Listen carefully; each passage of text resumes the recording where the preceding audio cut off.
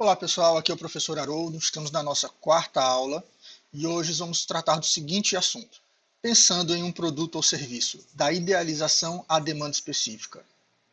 E nessa quarta aula, pessoal, talvez nós estejamos de fato na nossa última aula mais teórica.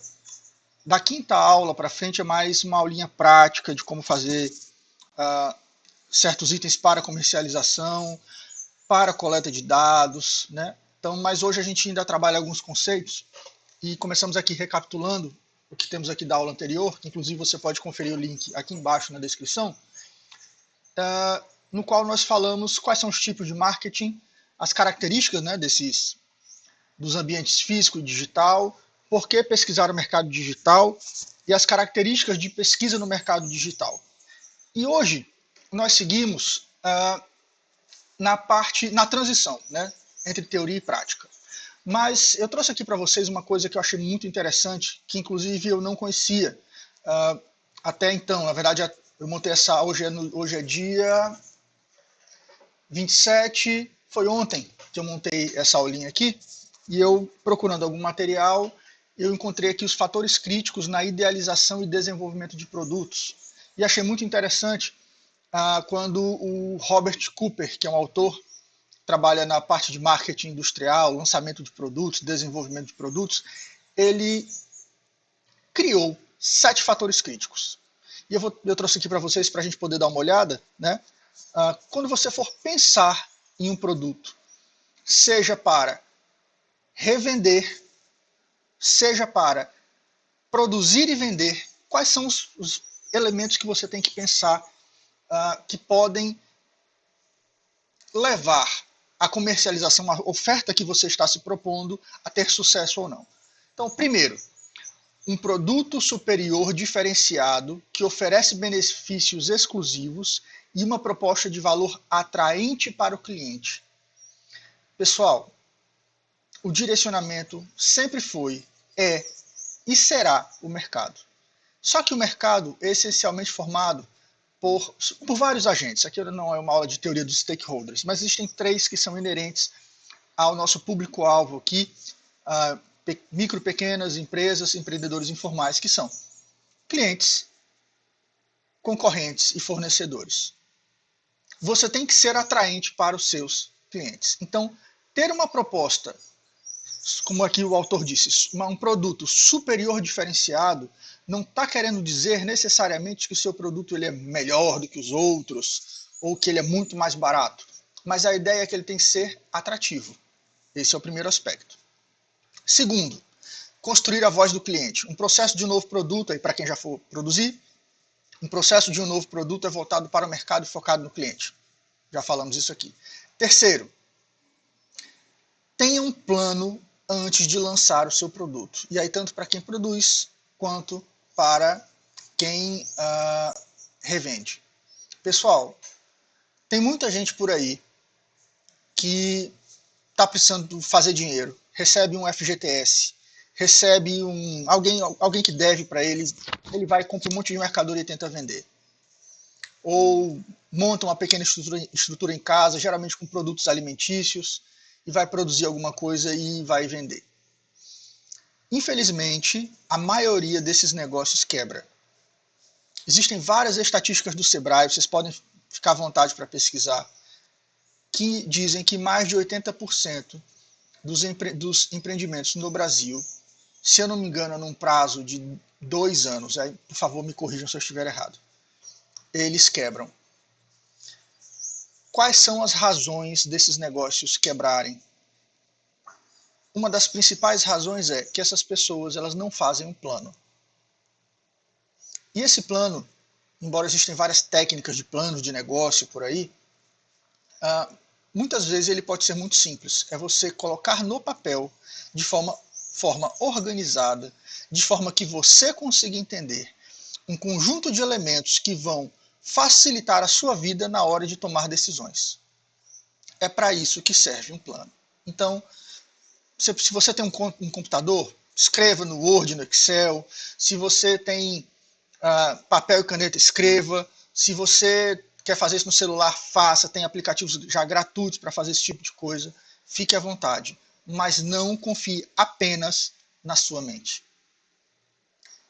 Tá? Quarto, não altere demais o propósito do seu produto. E aqui tem uma ligação com o primeiro fator crítico. Quando a gente falou lá que um produto superior diferenciado, nós estamos falando essencialmente de propósito. Então, você ter no seu produto um propósito atrativo. Mas o que acontece? Tem muita gente, principalmente a galera envolvida aí com prototipação, com negócios mais tecnológicos, né, que quando eles vão desenvolver um produto, criar um produto, um serviço, um software, seja lá o que for, no momento de prototipar, o que você faz um teste, se o seu cliente não gosta, você muda todo o negócio. E eu vou dizer para você ter um certo cuidado com esse tipo de coisa. Pelo seguinte, se você, como nós já falamos aqui em vídeos anteriores, talvez já esteja até sendo repetitivo, você nem sempre tem muito dinheiro para gastar. Então, cuidado. É muito melhor fazer uma boa pesquisa antes e ter um produto que você vai comercializar, que você já tem uma ideia que ele vai ser aceito. Ou produzir algo que você já tem noção de que ele vai ser aceito, do que mudar no meio do caminho. Então, cuidado com essas coisas. Não altere demais o seu propósito. Pequenos ajustes são sempre bem-vindos. Mas grandes alterações que acarretem prejuízos financeiros e de tempo, cuidado. Quinto, desenvolvimento de produtos e serviços em espiral, mas isso também serve para o pessoal da revenda. Pessoal, construa, teste, tenha feedback e revise aquilo que você está fazendo dentro do seu negócio, o seu produto, seu serviço, seus processos, seja lá o que for. Sexto, aí ele fala aqui de produto mundial. E eu deixei ele aqui em itálico até pelo seguinte, pessoal, o nosso público aqui, ele é aquele voltado principalmente para mercados locais. Então, um produto vendido no mundo inteiro é mais lucrativo, tende a ser mais rentável, né, do que um produto vendido localmente? Sim. Mas não é o nosso caso, mas fica a dica para quem tem interesse e quer expandir negócios e daí por diante. Sétimo, faça o lançamento da sua empresa, do seu produto, do seu serviço e tenha um plano de marketing para divulgá-lo. Pessoal, duas palavras-chave aqui. Primeira, lançamento. Segunda, plano de marketing, plano de divulgação, plano de promoção, com o intuito de promover o seu negócio, o seu produto, o seu serviço comercializado, ofertado. Tá? Tem uns gurus da internet que falam que toda vez que você for comercializar um produto, você tem que fazer um lançamento. Nesse ponto eu vou ter que concordar com eles. Se você vai começar a ofertar um produto que você produz na sua casa, mas você vai levar uma semana para começar a comercializá-lo, comece a fazer o lançamento, ou seja, divulgá-lo antes, para que as pessoas criem uma certa ansiedade para provar o que você está comercializando. Divulgue em todos os lugares, na internet você tem aqueles sites para fazer os banners gratuitamente, ou então você paga 15, 20 reais para fazer os banners onde você pode divulgar em todas as mídias sociais. Então, faça um lançamento do seu produto. E oitavo, velocidade conta, mas não à custa da qualidade da execução. Aqui, pessoal, tem muita relação com o plano. Não é porque você está fazendo um plano, colocando tudo no papel e na caneta, como popularmente se diz, que você tem que ser devagar demais naquilo que você está fazendo. Tá? O que eu estou querendo dizer aqui é o seguinte, você, assim como outras pessoas que estão lançando seus produtos ou serviços, também tem concorrentes. E acredite, os concorrentes também estão de olho em você. Tá? Então, é muito interessante que vocês consigam ter uma certa celeridade, uma velocidade no lançamento dos seus produtos. Tá? Mas não ao ponto de que o seu produto seja lançado com uma qualidade ruim, ou um serviço com uma qualidade ruim. Tá?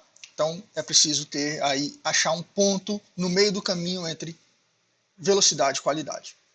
Seguindo. Pessoal, o conhecimento sobre idealização e desenvolvimento de produtos no mundo acadêmico, ele é fantástico, ele é extenso, mas não quer dizer que ele seja simples.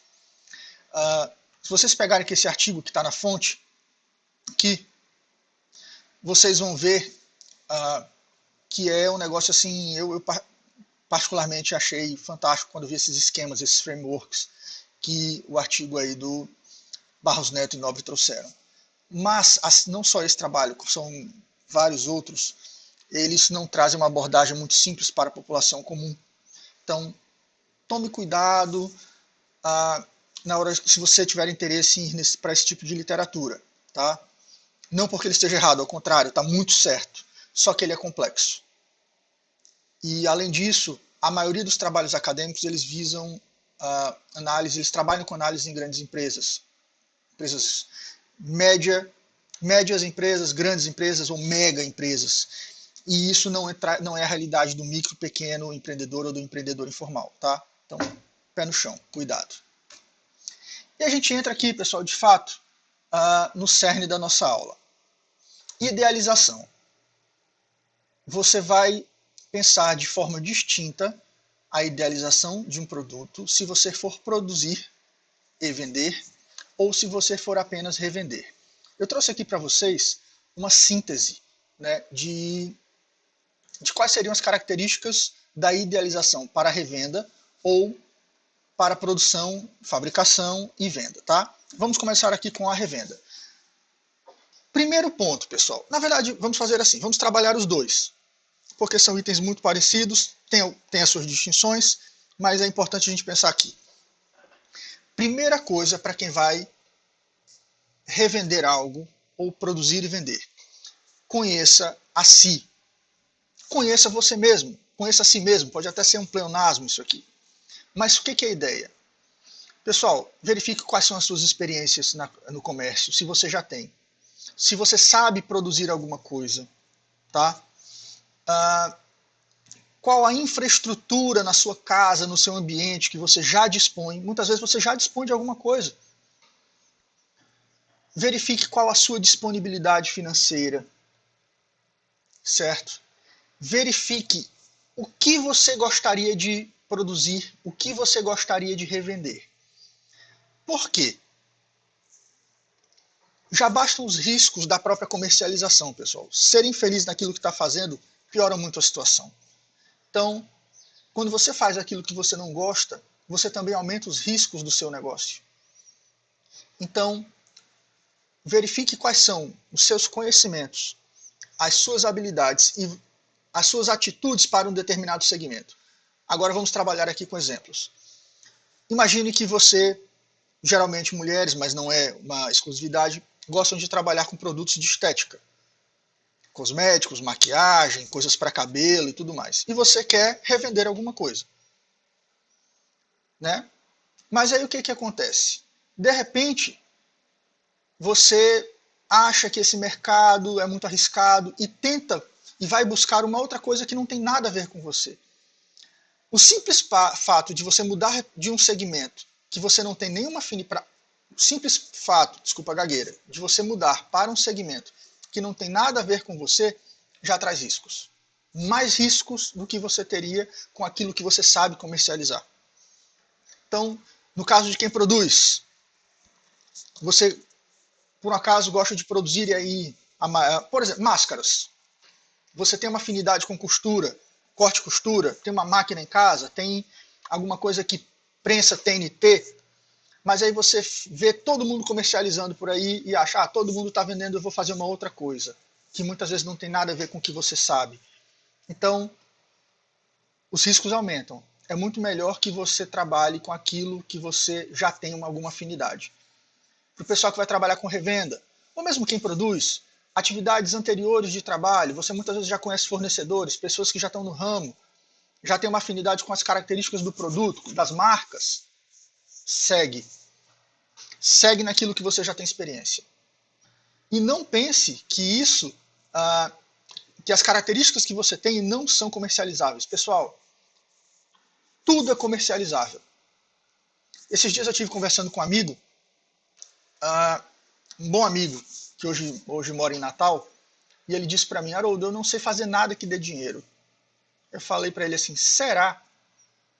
E é um amigo que eu tenho de coração, e ele gosta muito de receitas veganas, até porque ele é vegano, então ele sabe cozinhar muito bem.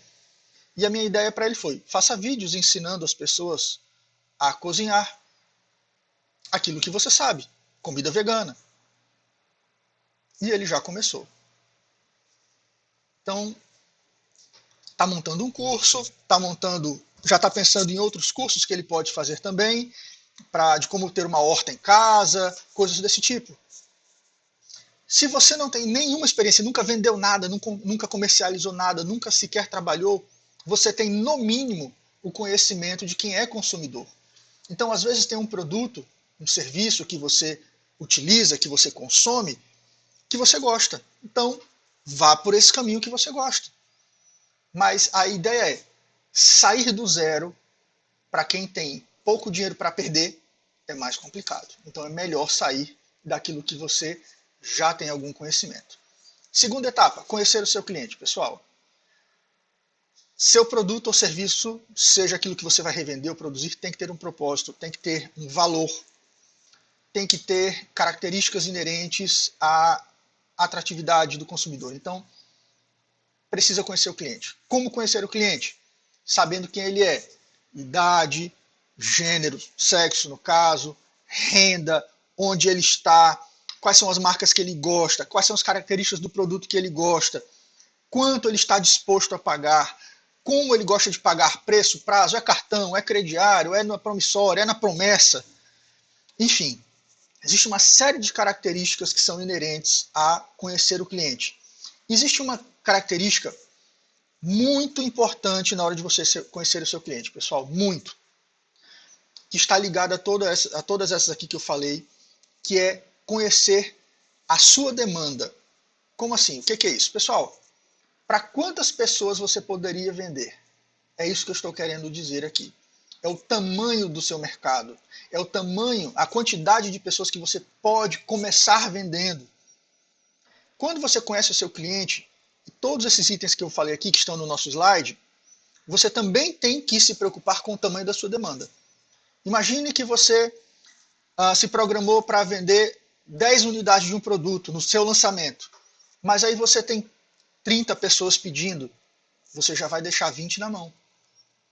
Ou seja, já são 20 pessoas que começam com o pé esquerdo, com o pé atrás para o negócio que você está iniciando. Então, há de se planejar muito para isso. É muito interessante estratégias para quem tem pouco dinheiro para começar o negócio, em começar pequeno mesmo. Tá? Porque se você tenta fazer um lançamento para muitas pessoas e não consegue atender a sua demanda, você prejudica a imagem e a reputação do seu negócio. E por último, e nem um pouco menos importante, conhecer o mercado. Quem são os seus fornecedores? Quem são os seus concorrentes? Para o pessoal da revenda, ou até mesmo quem tem interesse em produzir alguma coisa, você vai comprar matéria-prima, que a gente vai chamar de insumos, da indústria ou do atacado? Ou de outros revendedores, distribuidores exclusivos? Qual é o preço dessas matérias-primas, desses insumos que você precisa comprar? Das mercadorias que você quer revender? Quais são os preços médios de venda quando você for revender esses produtos ou vender aquilo que você produziu? E por que é importante a gente pensar nisso, pessoal? Porque você pode conseguir condições de compra, porque você pode ofertar mais caro sem querer em relação à concorrência, sendo que você tem condições de ofertar mais barato. Às vezes você pode ofertar barato demais, isso também não é bom, certo? Porque você diminui a sua margem de lucro, falando assim de uma forma simples. Então tudo isso tem que ser averiguado. Conhecendo você, conhecendo a si, conhecendo o seu cliente e conhecendo o mercado, aí você começa a ter uma ideia do processo de idealização do seu produto ou serviço. E aí, pessoal, quando você conhece esses 3 itens, você começa a pensar nas características que o produto precisa ter. Tá? E eu trouxe aqui, são 7 itens, 7 características que um produto precisa ter. A primeira coisa é as características físicas inerentes ao produto, seja para aquilo que é revendido ou aquilo que é produzido. Então, quais são as características? Por exemplo, roupas. Qual é a marca? Qual é o tamanho? Qual é o tecido? Se tem estampa, se não tem estampa. E todos os outros itens. Se você vai produzir, por exemplo, estou dando muito aqui o exemplo de produtos de saúde, higiene, máscaras. Qual o tipo do elástico? Qual o tipo do tecido? qual forma, o tamanho da máscara, quantas camadas essa máscara tem. Se for um produto alimentício, a gente pode pensar nas características, quais são as matérias-primas que serão utilizadas, as marcas dessas matérias-primas, as características das receitas. Então, todas as características inerentes à parte física dos produtos. E aí características secundárias, por exemplo, embalagem. Poxa, se você tem interesse, por exemplo, em revender perfumes, que você compra importado. Hoje na internet tem muita gente fazendo isso. Compra produto importado e vende lá no Facebook, por exemplo, ou faz a propaganda no Instagram. Você vai entregar o produto sem nenhum tipo de embalagem? Poxa, geralmente são produtos mais caros. Então ele tem que ter um certo charme na hora da entrega. Você vai vender pizza. Está fazendo pizza em casa, quer vender pelo iFood. Ou montou uma empresa, uma pequena pizzaria, seja lá o que for. Você vai comprar qualquer coisa. Será que não vai ter um brinde? Será que não vai ter características visuais para que os seus clientes possam identificar o seu negócio? Isso é importante. Preço e prazo, pessoal. Preço é o valor que vai ser cobrado. Prazo e as condições de compra. Você vai vender no cartão? Você vai vender, pode parcelar? Não pode parcelar? Você vai vender no cheque? Então, esses itens que têm que ser considerados quando você faz parte do grupo que pensa naquilo que você, nas características individuais dos seus clientes e no seu mercado. Ainda, onde você vai divulgar o seu produto? Aqui a gente está pensando em mercados digitais. Então, em todas as mídias sociais, Facebook, Instagram, TikTok, YouTube, vai ter um site próprio, ou ainda nos marketplaces, na própria OLX, no Mercado Livre, ou algum outro que você conheça. Além disso, apesar de você divulgar em alguns lugares, nem sempre o lugar da divulgação é o mesmo da venda, que é o que a gente chama aqui das plataformas de venda, parte de processos.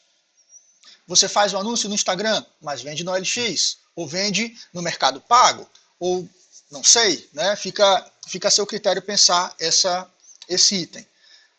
Outras características de serviços atrelados. Você vai entregar, o cliente vai passar e vai pegar no ponto de venda. Se você for pensar na prestação de serviço, por exemplo, instalação de antenas, instalação de bombas de piscina, que você divulgue na internet. Então você tem que ir até a pessoa para fazer isso. E ainda, a sua infraestrutura básica de produção. Porque lá quando você conheceu os clientes, você entendeu quais são as características dos produtos que serão comercializados, mas também conheceu o tamanho da sua demanda. Então você precisa ter uma infraestrutura para isso. Você precisa ter, por exemplo, uma quantidade de estoque, lugar para guardar o seu estoque.